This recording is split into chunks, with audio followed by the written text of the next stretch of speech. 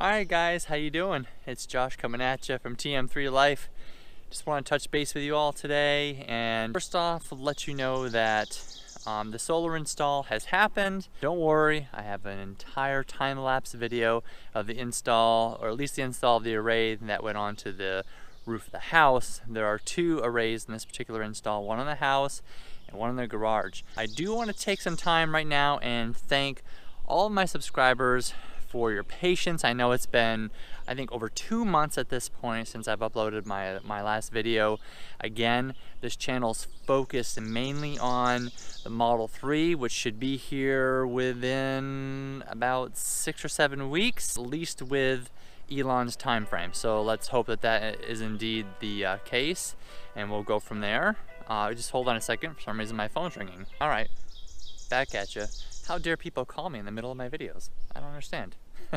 Anyway, there is some things that I'm going to show you in the house as far as the solar install goes. Also, just want to take a quick moment and thank all my new subscribers for subscribing to the channel. I know a lot of you have come from the Powerwall video, and this is going to be a lot like that, except for now we're going to be talking about solar. And at this point, we'll have the Powerwall, so we have the battery backup, we have the solar, right?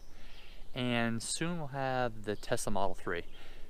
So soon we'll have the Tesla, what I like to call anyway, the Tesla trifecta here at TM3 Life. All right, so let me show you around so you can get an idea of what the solar looks like. We'll go this direction a little bit. The house is kind of high here. Okay, as we go up here, we'll just wait and go up a little bit higher, tilt the camera down, there we go. Here's the entire array on the house. The entire array, or both arrays together, are 26 panels. There are 18 on the roof of the house, and there are 8 panels situated on the roof of the garage. You'll notice that the panels on the roof of the house are shifted just slightly to the right, and that's to avoid some shading from some of the nearby trees. But overall, I think the installation of the solar panels came out really nice. We do have the one conduit that you can see. I haven't painted black, so it's not quite so noticeable. I really tried to help work with Tesla when they were here designing this system so that you didn't see a lot of conduit on the front of the house. So that's literally the only conduit you can see on the front of the house. If you look way up on the roof, just coming over the ridge, there is a tiny bit of conduit coming into the top of that array. And that's it. The rest of the conduit I'll show you is out. It's at the back of the house, and you'll be able to really see for yourselves what we had to do in order to get around all the conduit running on top of the roof. What I did not want is I did not want these two arrays to be tied together with conduit coming off the roof and running down the side of the house and then across the top of the roof of the garage and then into that second array. So I really tried to avoid that, and hopefully and I think we accomplished that. That little 3-foot section of conduit there on the garage, I don't think that's a huge deal, but I'll let you guys be the judge of that. At this point, unless you're going with the Tesla solar roof, it's panels, and to me, a lot of people think solar's ugly. I think it just means that we're doing the right thing for the environment. We're green. We're really doing our best to do our part. And honestly, we wouldn't be doing this unless it was going to be saving us money in the long run, and this solution truly is going to save us money. I had them actually overbuild this system so that not only is this is 8.45 kilowatt system. It's not huge, but it's certainly not small. We wanted to make sure that we were able to not only power the entire house, which does include the hot tub on the front porch, but also have enough power to supplement the charging for the Model 3 when that gets here. So hopefully this will take care of it, and from our calculations it should do just that. So come with me and I'll show you some of what we got going on in the back of the house as far as the conduit runs and how we're able to make that work so that they weren't all showing on the front of the house. Because I don't really care so much about, if we're having a bonfire or, barbecue out in the back, and people look up and see conduit running. Not a huge issue for me, but for when you're first driving up the driveway, it was a little bit more of a concern. Oh yeah, speaking of, of new additions, we've matched the side garage door yellow as well.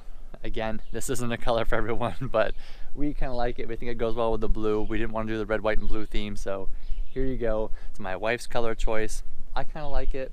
It's definitely in your face, and it's certainly a conversation piece, but I thought I'd show you that on our way by. So let's take a look around back. First thing I'm going to show you is the emergency cutoff. So what you have, again, remember we have two arrays, right? So we have a smaller array which is on the garage roof, and then we have the larger array on the house. Each one of these arrays has to have an emergency cutoff due to fire code. I was a fire lieutenant on our local fire department here for 9 years, so I'm very familiar with that. I'm actually having the chief of the fire department come up so that they're aware of where these emergency cutoffs are. My goodness, people are calling me again. 1 second. Okay, here we are. I'm back again. I apologize, guys.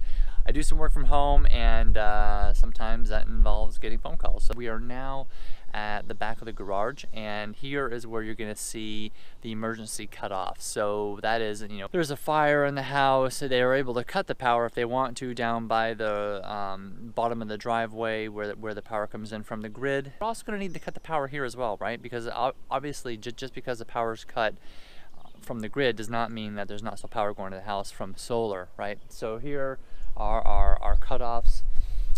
The larger meter here is the meter running and monitoring all the solar being produced from the larger array on the house, and the smaller one here is the meter that is monitoring all the power being created from the solar on the garage. And of course down here are the emergency shutoffs, and you just yank them down and boom, they're off. Fire department knows that there's no power going to the house at that point. So let me take you back here so that we can show you the conduit runs on the back of the house here. I'm going to get out of the way here. I'll show you. I'm not sure if you can see this. Boy, the sun's really glaring here. But if you look up, coming out of the side gable of the garage, you'll see some black conduit. I have been painted black just so it matches the roof a little bit, and it runs up that roof there, which happens to be the roof over our mud room. Then it wraps around the gable there, and then it comes up and around the gutters and goes right up that side of the main roof of the house, and then goes over the ridge and into the array on the house itself. So that's really where all the conduit is, but really not that big of a deal. I mean, yeah, it's noticeable, but again, it's painted black, so it's not in your face, and again, it's not on the front of the house, which makes me pretty happy about that. So, hope you guys like that. So at least now you've seen the end result of the install. I'm going to cut you guys over to the time-lapse video of them installing all the panels on the front of the roof. That took, and by the way, that was a two-day process. They came 1 week, they installed the panels on the garage. They had those done. They installed the majority of the panels on the, I think they actually installed all the panels on the house roof, but they weren't able to finish up the skirting or tie in the DC power connections. Okay, enough blabbering. Let's cut to the time lapse.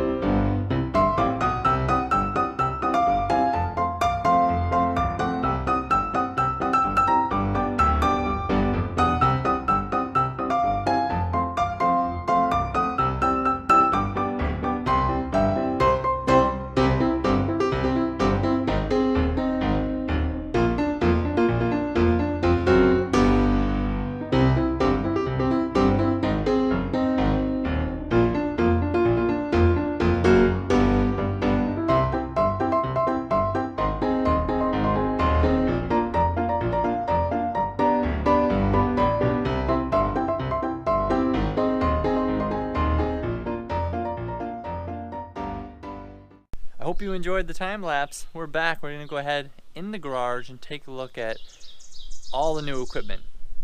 To me, it reminds me of maybe the engineering room of the Starship Enterprise. I don't know, there's a lot of equipment in there. Let's go take a look.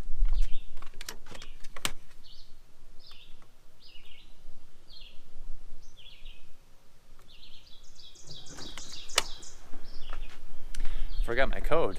Haven't hardly ever use it. All right, let's see here.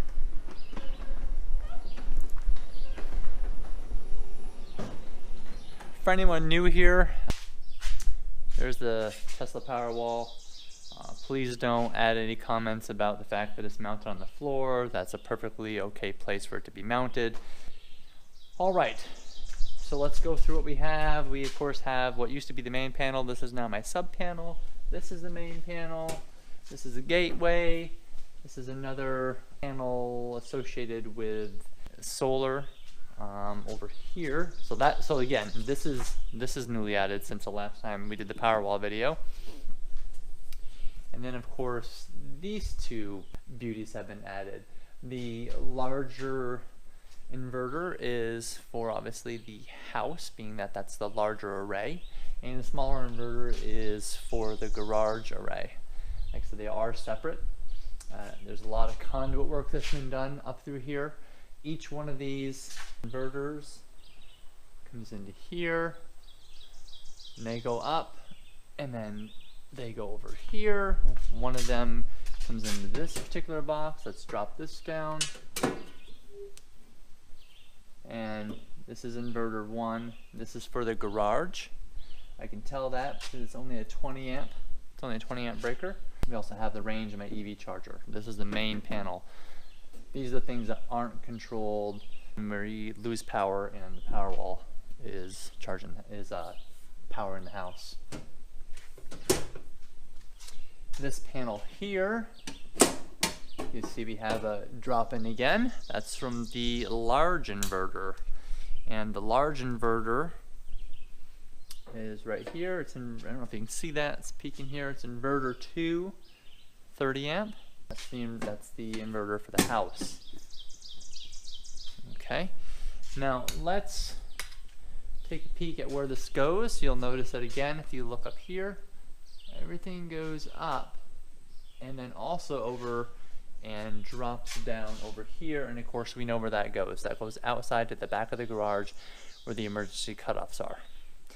So that's the whole system. I'm gonna pop up some screenshots of the Tesla app, just showing you how the battery system gets powered by the solar and the grid and the solar working together. I'll show you some weak progressions of how the solar is producing way more energy than we need. Of course, again, we overbuilt the system in order to accommodate charging of the Tesla Model 3, which for some of you that might not have seen that, you'll see that in the back of the garage over there, next to the Tesla parking only sign. This shows the solar array powering the needs of the house and then net metering back to the grid.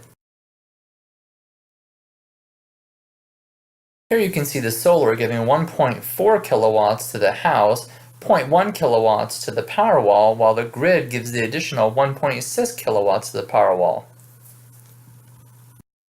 This is a unique situation where the solar is giving its entire 1.7 kilowatts to the Powerwall, while the grid gives the power to the house. In this weak progression, you can see the needs of the house, the needs of the Powerwall, the energy produced by the solar, the energy given by the grid and received by the grid by the solar. As you can see, as the week progressed, we have been producing way more solar than we need.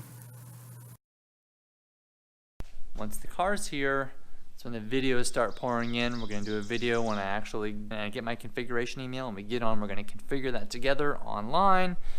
And in person, so that you guys are going to be a part of that. You're going to be part of this whole thing from the beginning. I've got a lot of goodies ordered that are coming in, some that I've done a video on and showed you, some new ones that I haven't showed you yet that I'm very, very excited about that are coming in soon. Now, one thing that I do want to let you all know, in the description of this video, you will find a couple things that are going to be important. One thing that you will find is a Model 3 delivery checklist. This is something that I've created with the Model 3 Owners Club, with input from the Model 3 Owners Club. Some of the members in there have inputted on this. There are tons of these delivery checklists out there. Some are way more comprehensive than mine. Mine is just the real basics of what you're really going to want to look at, some of the real big issues that you're really going to want to pay attention to when you're taking delivery of your Model 3. Also down there, you'll find my referral code. So if any of you are interested in one of these three things, Model S, a Model X, or solar, there are perks for you. So the perk for solar and using my referral code is an additional 5 years of extended warranty on your panel. So instead of the traditional 20-year warranty that you would typically get on your solar panels, you will get 25-year warranty on your solar panels. So please go ahead, use my referral code for your solar. And if you're looking for Model S or X, by using my referral code, you will get free unlimited supercharging. That is amazing. So, traveling around the United States, Europe, a bunch of places around the world, China, is fairly easy now with Tesla's supercharger network. But if you don't have free supercharging, it's gonna cost you minimal. I mean, it's obviously not going to cost you the same as gas, but it will cost you. So free supercharging, huge perk. So please feel free, use my referral code below. And this is TM3 Life saying, let's keep those batteries charged. We'll see you on the next episode of TM3 Life. Thanks for watching.